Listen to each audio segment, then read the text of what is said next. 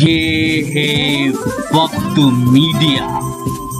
दोस्तों, मैं हूं आपका दोस्त, आपका होस्ट शफीक खान। आइए सुनते हैं नौजवान शायर खालिद सुल्तानपुरी को। जी हां, तंज़ो मिज़ाह की शायरी से आजकल वो कमाल दिखा रहे हैं, लेकिन इसके अलावा वो रोमांटिक शायरी, हालाते हाजरा पर भी शायरी कर लेते हैं। जी हां दोस्तों, ये वीडियो उन्होंने खुद शूट करा के भेजा है, तो आप हो जाइए हंसने हंसाने को तैयार अपनी तंज़ो मिज़ाह की शायरी के साथ खालिद सुल्तानपुरी रुद्रपुर उत्तराखंड के कवि सम्मेलन में। मुझे तो आप वही समझ ले, फटे हुए नेकर वाला कवि। तो मैं आपकी सहानुभूति का ज्यादा हकदार हूँ, आपकी मोहब्बतों का ज्यादा हकदार हूँ।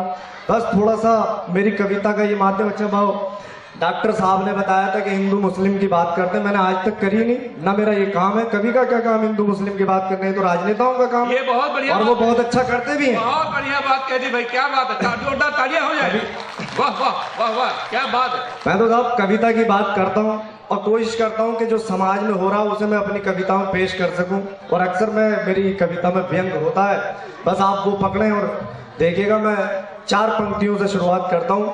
अक्सर हम लोगों को बकरी के दूध में बड़ी हीक आती है, लेकिन आज साहब डॉक्टर ये कह रहे हैं कि बेटा अगर अपनी जान बचाना है तो बकरी का दूध पियो।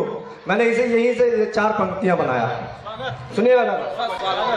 मैंने कहा कि नाम भी सुन ले अगर तो हीक आती थी जिन्हें, नाम भी सुन ले अगर तो हीक आती थी जिन्हें, आज सबसे पूछते हैं रोग हिल जाएगा क्या।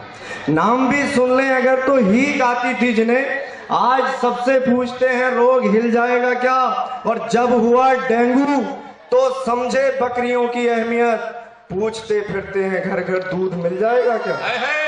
वाह वाह वाह वाह खालिद भाई, एक बात दोहरा दो यार, क्या कहने भाई, नए तरीके से पेश किया है। वाह वाह वाह वाह। नाम भी सुन ले अगर तो हीक आती थी जिन्हें, आज सबसे पूछते हैं रोग हिल जाएगा क्या। और जब हुआ डेंगू तो समझे बकरियों की अहमियत, पूछते फिरते हैं घर घर दूध मिल जाएगा क्या। आइए 4 पंक्तियां पढ़ता हूँ साहब।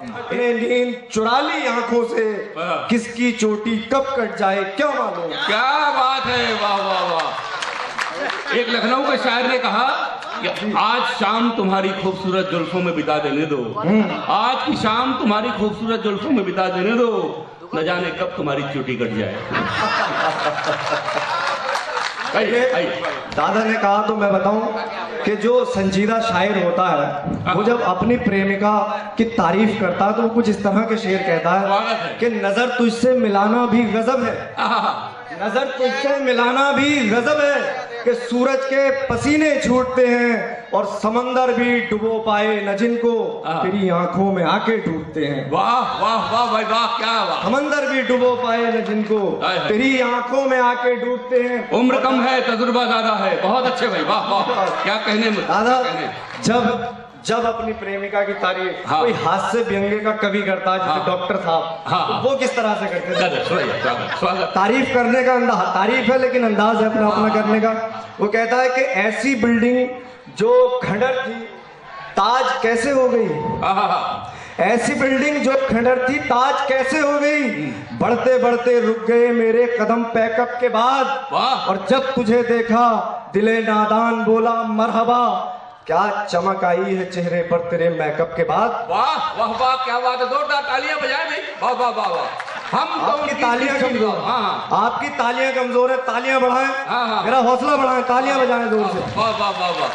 कि जब तुझे देखा दिले नादान बोला मरहबा, क्या चमक आई है चेहरे पर तेरे मेकअप के बाद। आइए 4 पंक्तियां पढ़ता हूँ। एक और मरज चल रहा है साहब इस वक्त हिंदुस्तान में, जहां देखो। अच्छा, मरज ऐसा कि लोग बताते हुए भी शर्माते हैं, तमाम डॉक्टर परेशान है, इलाज नहीं हो रहा, और मरज कोई बहुत बड़ा भी नहीं, लेकिन शर्माते बहुत हैं लोग। अच्छा, धीरे धीरे फिर बाद में पोल खुलती है, जब वो परेशान हो जाता तो किसी से कहता है दादा कि यार कोई स्पेशलिस्ट बताओ इस मरज का, मैं बहुत परेशान हूँ। बोले यार तुझे कब से, बोले 4 महीने से, बोले 6 महीने से तो मैं परेशान हूँ, जब तक दवाई खाता हूँ तब तक होती, उसके बाद फिर उभर जाती है। मैंने उसे 4 पंक्तियां बनाया। मैंने कहा कि मरज अपना बताने में भी शर्म आता है वो इंसान, मरज अपना बताने में भी शर्म आता है वो इंसान, किसी को जब मोहब्बत से ये बाहों में जकड़ती है। वाह। मरज अपना बताने से भी शर्माता है वो इंसान, किसी को जब मोहब्बत से ये बाहों में जकड़ती है। और मेरे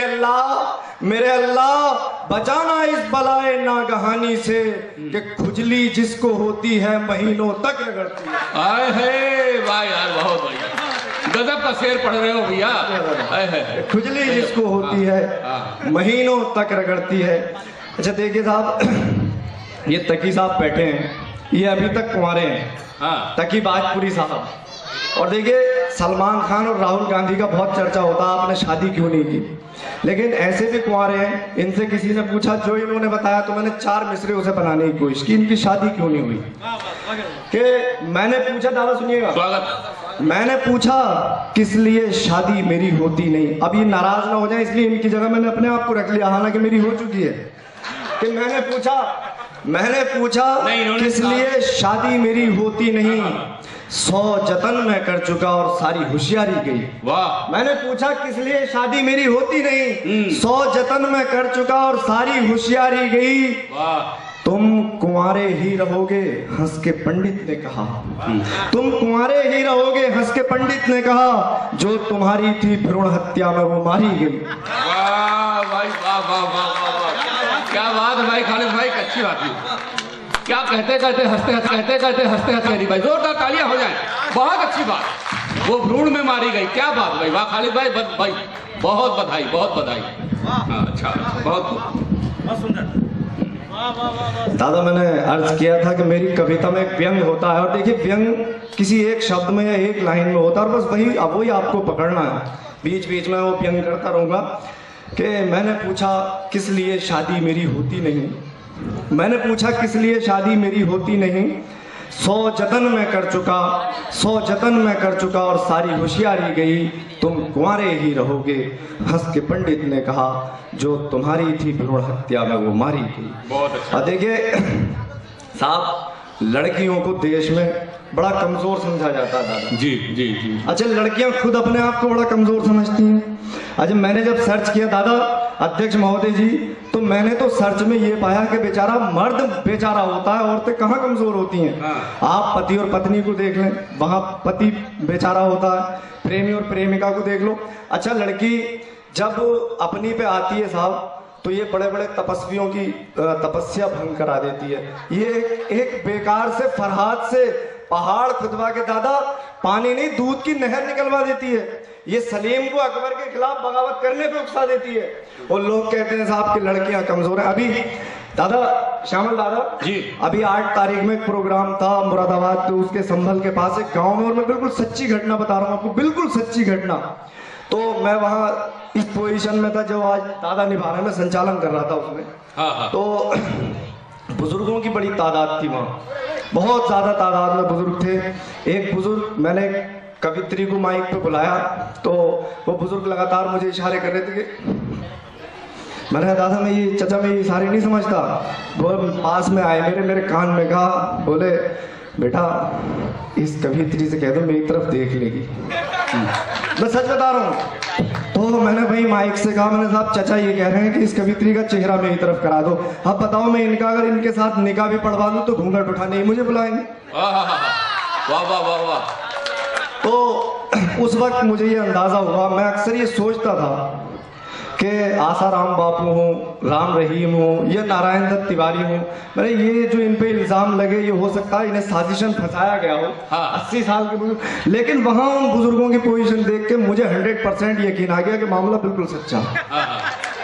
तो साहब मैंने तो एक वहीं बैठे बैठे 4 पंक्तियां कर दी, बेचारा शायर घबरा गया।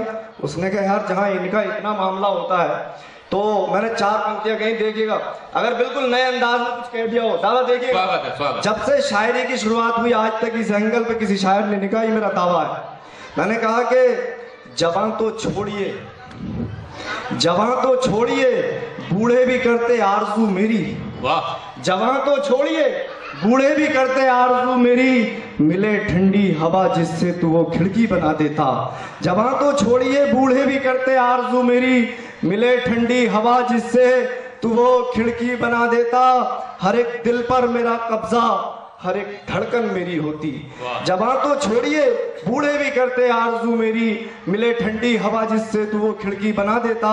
हर एक दिल पर मेरा कब्जा, हर एक धड़कन मेरी होती। खुदाया तू मुझे लड़का नहीं लड़की बना देता। वाह वाह वाह वाह वाह वाह वाह वाह। खुदाया तू मुझे लड़का नहीं लड़की बना देता। भाई साहब देखिए, हमारी एक दोस्त है कवियत्री, और मैं अक्सर उन्हें देखता हूँ दादा कि वो मंच पे जो नौजवान कवि हैं उनसे वो दूरी बना के बैठ जाती हैं। अच्छा। और जो बुजुर्ग शायर हैं उनके पहलू में जाके बैठ जाती हैं। वाह। तो मैंने कहा ऐसा आप क्यों करती हो? बोलेंगे बुजुर्गों से कोई खतरा नहीं होता। तो मैंने कहा यार ये लड़कियों की याददाश्त कितनी कमजोर होती है। आसाराम बापू बुजुर्ग नहीं थे क्या? बहरहाल मैंने उन्हें समझाने की कोशिश की। मैंने 6 पंक्तियां कही। दादा देखिएगा, अगर सलीके से मैंने 6 पंक्तियां कह दी हूं। मैंने कहा कि ऐसा न जान लेना कि बीमार हो गए, ऐसा न जान लेना कि बीमार हो गए, कुछ मसले हैं इनके जो दुश्वार हो गए। ऐसा न जान लेना कि बीमार हो गए, कुछ मसले हैं इनके जो दुश्वार हो गए। और तुम क्या समझ रही हो कि उम्र दराज से बूढ़े हमारे देश के बेकार हो गए? क्या बात है, क्या कहते उम्र दराज से बूढ़े हमारे देश के बेकार हो गए। अरे इनमें ही पाए जाते हैं ऐसे भी आदमी, इनमें ही पाए जाते हैं ऐसे भी आदमी, दिन में शरीफ रात में इमरान हाशमी। वाह वाह वाह वाह वाह वाह वाह, क्या बात है, क्या बात है, वाह वाह वाह, बहुत अच्छे। इनमें ही पाए जाते हैं ऐसे भी आदमी, दिन में शरीफ रात में इमरान हाशमी। और देखिए 6 पंक्तियां पढ़ता हूँ मैं अपने उन किसान भाइयों के लिए पढ़ता हूँ जिन्हें हर हुकूमत ने सबसे ज्यादा ठगा है। हुकूमत किसी की भी बने, किसानों को सबसे ज्यादा ठगा जाता है। वाह वाह वाह वाह, सबसे ज्यादा उनके लिए कहा जाता और उन्हीं को सबसे ज्यादा जो है परेशान किया जाता। मैंने 6 पंक्तियां कही। मैंने कहा दादा सुनिएगा अध्यक्ष जी कि इंसान की समाज में हालत बुरी हुई, इंसान की समाज में हालत बुरी हुई। हरे ढोरों ने ओढ़ ली है सियासत की ओढ़नी, नेता है मस्तियों के समंदर में गोता जन, लेकिन किसान आज भी करता है खुदकुशी।